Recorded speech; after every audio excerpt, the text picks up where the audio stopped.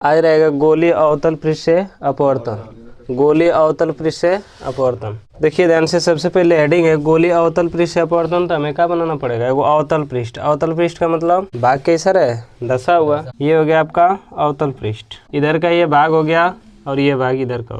ध्यान से देखिएगा, इधर का भाग क्या है, विरल। इधर माध्यम कौन सा है, विरल माध्यम, और इधर माध्यम कौन सा है, सघन माध्यम। इधर के अपवर्तनांक को हम क्या मान लेते हैं भाई, n1, और इधर के अपवर्तनांक को क्या मान लेते हैं, n2। इधर का माध्यम नंबर 1 और इधर का माध्यम। इस गोले को पूरा करेंगे तो इधर कहीं ना कहीं केंद्र आएगा ना। इस गोला को यदि पूरा किया जाएगा, इसको यदि पूरा किया जाएगा तो ऐसे ही ना पूरा होगा, ऐसे पूरा होगा तो कहीं ना कहीं क्या आएगा, केंद्र आएगा। एक हम खींचते हैं इसमें कौन सी, मुख्य अक्ष। तो देखिए हम क्या खींच दिए, मुख्य अक्ष, और मुख्य अक्ष पर आएगा क्या हो गया, इधर सेंटर कहीं ना कहीं आएगा, तो इस सेंटर को हम क्या मान लेते हैं यहाँ पर, C1। इस पॉइंट को हम क्या मान लें भाई, P। इस मुख्य अक्ष पर एक वस्तु रखी गई है O। अब वस्तु जब O रखी गई है तो इस वस्तु से कम कितने प्रकाश किरण चाहिए, 2 प्रकाश किरण चाहिए, जो अपवर्तन के पश्चात एक दूसरे को जहाँ पर काटेंगे वो इंजन का बनेगा, प्रतिबिंब बनेगा। तो यहाँ पर वस्तु एक रखी गई O, पहले प्रकाश की किरण को हम मान लेते हैं कि C और P को टारगेट करता है, नहीं इससे सीधे निकलता है। तो जब सीधे निकलेगा तो यह क्या होगा, अपने मार्ग से विचलित नहीं होगा, और अपने मार्ग से विचलित नहीं होगा यानी सीधे सीधे चला जाएगा। दूसरा प्रकाश किरण इसके पृष्ठ पे क्या हो रहा है, आपतित हो रहा है। अब ये बताइए, ध्यान सुनिएगा, ये कौन सी किरण है, आपतित किरण है। जिस बिंदु पर आ रहा है उस बिंदु को हम लोग क्या कहेंगे, आपतन बिंदु। कौन सा माध्यम है, विरल माध्यम है। हाई कौन सा माध्यम है, सघन माध्यम है। तो प्रकाश किरण विरल माध्यम से सघन माध्यम प्रवेश करेगा तो अपने मार्ग से विचलित होगा, और विचलन समझने के लिए हमें क्या चाहिए, यहाँ पर अभिलंब चाहिए। और गोलीय पृष्ठ पर अभिलंब हम लोग कहाँ से खींचते हैं, केंद्र से, यानी केंद्र से इसको मिला दीजिए, क्या हो जाएगा, अभिलंब हो जाएगा। तो इस बिंदु पर अभिलंब की आवश्यकता है, तो हम कहाँ से मिलाएंगे भाई, केंद्र से, यही ना केंद्र है, इस केंद्र से आप इसको मिला दीजिए। मिला लिए, ये आपका क्या हो गया, अभिलंब हो गया। समझ रहे बात को। अब ध्यान से आप समझिएगा, बहुत सिंपल सा है। यदि मान लीजिए, ध्यान समझिए, हाई कौन से किरण है, आपतित किरण है। आपतित किरण इसमें से यानी विरल माध्यम से सघन माध्यम प्रवेश कर रहा है, और आपतित किरण जब विरल माध्यम से सघन माध्यम में प्रवेश कर रहा है तो अपने मार्ग से क्या होगा, विचलित होगा। और विचलन समझने के लिए हम क्या खींच दिए हैं, अभिलंब खींच दिए। अब प्रकाश, मान लीजिए कि प्रकाश किरण यदि विचलित नहीं होती तो सीधे जाती इस तरह से, ये ना, प्रकाश किरण यदि अपने मार्ग से विचलित नहीं होती तो सीधे जाती, लेकिन प्रकाश किरण क्या होगी, अपने मार्ग से विचलित होगी। क्यों विचलित होगी, क्योंकि माध्यम में क्या हो रहा है, परिवर्तन हो रहा है। अब विचलित होगी तो विरल माध्यम से सघन माध्यम में जा रहा है। जब विरल माध्यम से सघन माध्यम में जा रहा है तो अभिलंब की तरफ झुकेगा, और अभिलंब ऊपर की तरफ है, यानी कि प्रकाश की किरण इधर की तरफ क्या होगा, झुकेगा, यानी कि प्रकाश किरण अभिलंब की तरफ झुककर ऐसे आगे जाएगा। समझ बात को, समझ रहे ना, अभिलंब की तरफ क्या होगी, प्रकाश किरण झुक गई और वैसे आगे चलेगी। अब ध्यान समझिए, एक प्रकाश की किरण अपवर्तन के पश्चात सीधे गई और दूसरा का प्रकाश किरण अपवर्तन के पश्चात इधर गई। क्या दोनों प्रकाश किरण एक दूसरे को कहीं काटेंगी, आभासी मानते हुए इसको पीछे लेकर आएंगे, और पीछे ले आकर क्या बनाएंगे, प्रतिबिंब बनाएंगे। तो आगे तो कहीं मिलेगा नहीं, तो इसको हम क्या करेंगे, इस तरह से पीछे लेकर आएंगे। तो आप ऐसे पीछे लेकर आइए इसको, यानी कि यहाँ पर एक दूसरे को मिलेगा तो ये क्या बनेगा, आभासी प्रतिबिंब बनेगा। यहीं पे क्या बनेगा, प्रतिबिंब बनेगा। वस्तु ये O है और उसका प्रतिबिंब क्या है, I। कौन सी किरण है भाई, आपतित किरण है, और जो है लाल वाला है, रेड वाला, ये क्या है, अभिलंब है। तो आपतित किरण और ये अभिलंब के बीच बने हुए कोण को हम लोग क्या कहेंगे, आपतन कोण, यानी ये वाला पूरा एंगल क्या है, I। समझ रहे बात को, समझ रहे ना, ध्यान समझिएगा। आपतित किरण ये वाला काला वाला, और ये अभिलंब कौन सा है, लाल वाला। आपतित किरण और ये अभिलंब के बीच बने हुए कोण को क्या कहेंगे हम लोग, आपतन कोण कहेंगे, जिसको हम लोग किससे प्रदर्शित करेंगे, I से प्रदर्शित करेंगे। अब देखिए, अपवर्तित किरण कौन सा है, ये वाला।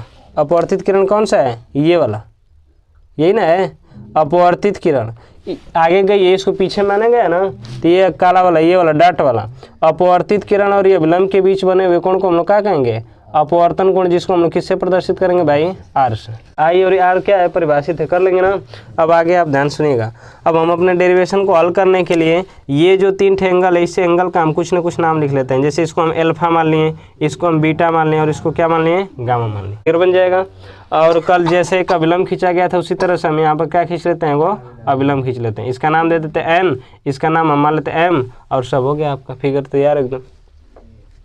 फिगर यदि समझ जाएंगे तो हल करना कोई बड़ी बात नहीं है, एकदम आसानी से कर सकते हैं। फिगर बना लेंगे, किसी को दिक्कत। अब आगे देखिए ध्यान से, क्या लिखा जाएगा, स्नेल के नियम से, स्नेल के नियम। अब स्नेल का आप नियम लगाइए, तो स्नेल का नियम क्या होता है, N बराबर sin I बटा में sin R। यन बराबर क्या होता है भाई, साइन आई बटा में साइन आर। अब यन बराबर साइन आई बटा में साइन आर होता है, और यहाँ पर माध्यम को दिखाना है तो किस में प्रकाश किरण जा रहा है, दूसरे माध्यम में जा रहा है, और किससे जा रहा है, पहला वाला से जा रहा है, ये ना। तो स्नेल का नियम सबसे पहले लगा दें, और यन बराबर क्या हो गया, साइन आई बटा में साइन आर, और प्रकाश किरण दूसरे माध्यम में जा रहा है तो यहाँ पर 2 लिख दीजिए, पहले से जा रहा है तो यहाँ पर क्या लिख दीजिए, 1 लिख दीजिए। इसका यदि हम फार्मूला बनाएंगे तो क्या बनता है, N2 बटा में N1 बराबर साइन आई बटा में साइन आर। तीरे गुणा किया जाएगा, जब तीरे गुणा कर देंगे तो क्या हो जाएगा बताइए, N1 साइन आई बराबर N2 साइन आर कर लेंगे। इसके बाद क्या होगा, यदि माना जाएगा कि यदि आई व आर क्या हो, सूक्ष्म कोण, माना यदि आई व आर क्या हो, सूक्ष्म कोण। देखिए ध्यान से, यदि आई व आर सूक्ष्म कोण हो, कौन सा कोण हो भाई, सूक्ष्म कोण हो। जब आई व आर सूक्ष्म कोण हो तो हम साइन आई को क्या लिख सकते हैं, बोलिए, साइन आई को हम क्या लिख सकते हैं, आई, और साइन आर को क्या लिख सकते हैं, आर। ठीक, जब साइन आई को आई और साइन आर को आर करेंगे हम लोग तो क्या हो जाएगा, N1 आई बराबर N2 आर, समीकरण नंबर 1। किसी को दिक्कत, N1 आई बराबर N2 आर, समीकरण नंबर 1। एक त्रिभुज लगाने जा रहे हैं, त्रिभुज MIC में, त्रिभुज MIC में, त्रिभुज MIC आपको दिखाई दिया, ये रहा M, ये रहा I और ये रहा C, यानी कि छोटे वाले त्रिभुज, इस वाले की बात हो रही है, MIC में। त्रिभुज MIC में देखेंगे तो ये जो क्या है, गामा, गामा क्या है, 22 कोण है, गामा क्या है, 22 कोण दिख रहा है ना। ये वाला आर है, ये वाला बीटा, और ये वाला क्या है, गामा है, तो गामा क्या है, 22 कोण है। और जो गामा का मान होगा वह बीटा और ये आर के योगफल के क्या होगा, बराबर होगा, क्योंकि 22 कोण जो होता है वह दूरस्थ कोणों के योगफल के क्या होता है, बराबर होता है। तो इस वाले त्रिभुज में लेंगे तो जो गामा होगा, गामा वह किसके बराबर होगा, बीटा और आर के योगफल के क्या होगा, बराबर होगा, बीटा प्लस आर के बराबर होगा।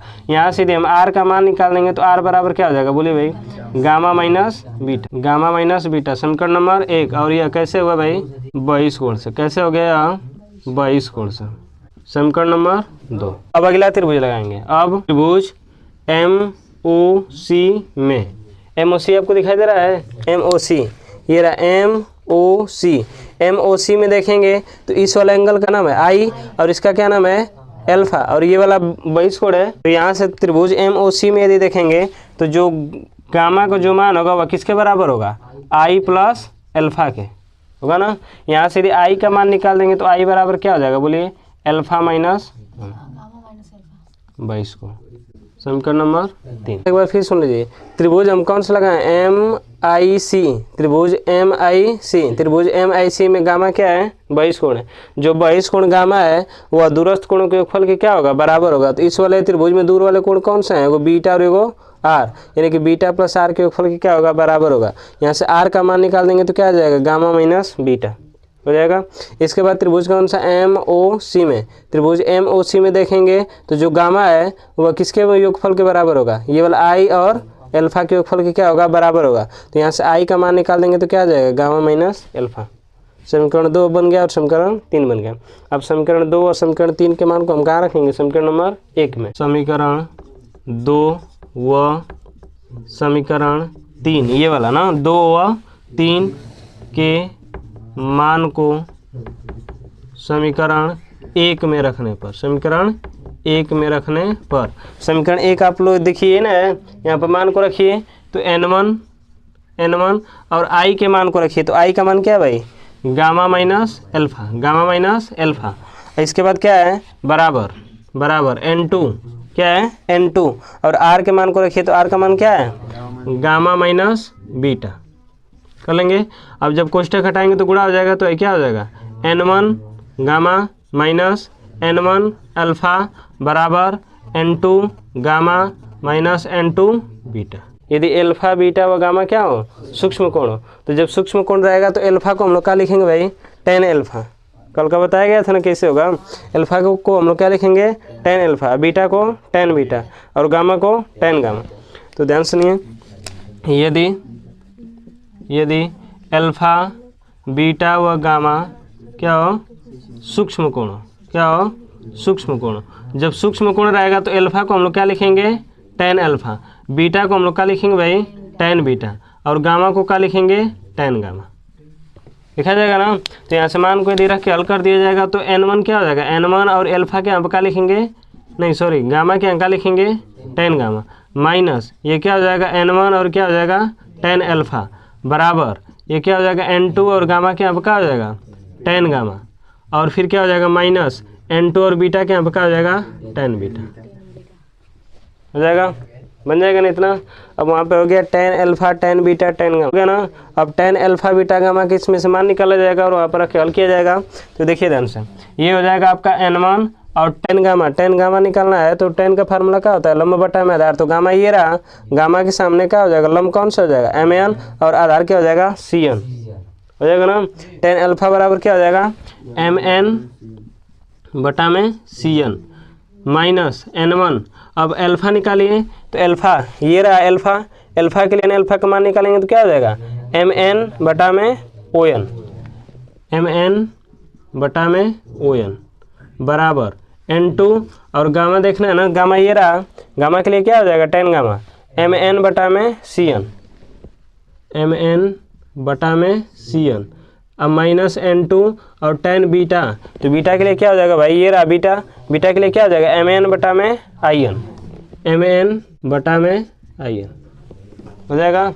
इधर mn इसमें भी है, mn इसमें भी है, mn इसमें भी है, mn इसमें भी है, सब जगह ऊपर क्या mn है, तो mn को कॉमन लेके हटा देंगे, कट जाएगा ना। इधर का mn कॉमन लीजिए और उधर का mn कॉमन लीजिए, तो mn क्या हो जाएगा, हट जाएगा। तो क्या हो जाएगा बोलिए, n1 बटा में cn माइनस n1 बटा में on बराबर क्या हो जाएगा n2 बटा में cn, और फिर क्या हो जाएगा माइनस n2 बटा में in कर लेंगे। अब इसके बाद देखिए जो भी दूरियां नापना होगा इसको हम n या p एक ही पॉइंट मान सकते हैं ना। यदि ये पूरा क्रियाकलाप को यहाँ पर पास में किया जाएगा तो n और p क्या हो जाएंगे, आपस में बराबर होंगे। तो n का फिर p की है, दोनों बात एक ही में है, मतलब दोनों बात एक ही है। यहाँ से क्या करेंगे, हमें दूरियां कहाँ से नापना है, p से नापना है। तो यहाँ से n को हटाकर हम क्या लिख सकते हैं, p लिख सकते हैं। तो यहाँ से क्या हो जाएगा n1 बटा में cp माइनस n1 बटा में op बराबर n2 बटा में cp माइनस n2 बटा में ip, हो गया। अब चलिए दूरियां नापने की चिन्ह परिपाटी लगाइए और वहाँ पर रख के क्या करिए, हल कर दीजिए। तो हल कर देंगे तो क्या हो जाएगा भाई, n1 बटा में cp कर रहा है, cp कौन सा है, ये वाला।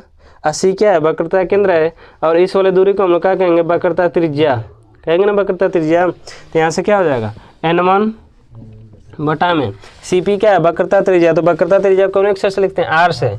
अब बताइए प्लस r कि माइनस r, प्रकाश किरण इधर जाएगी, दूरी हम इधर नाप रहे हैं, तो क्या हो जाएगा माइनस r। तो क्या हो जाएगा माइनस r और माइनस n1 बटा में op क्या है, वस्तु की दूरी, op क्या है, वस्तु की दूरी, वस्तु की दूरी को u से, प्लस u की माइनस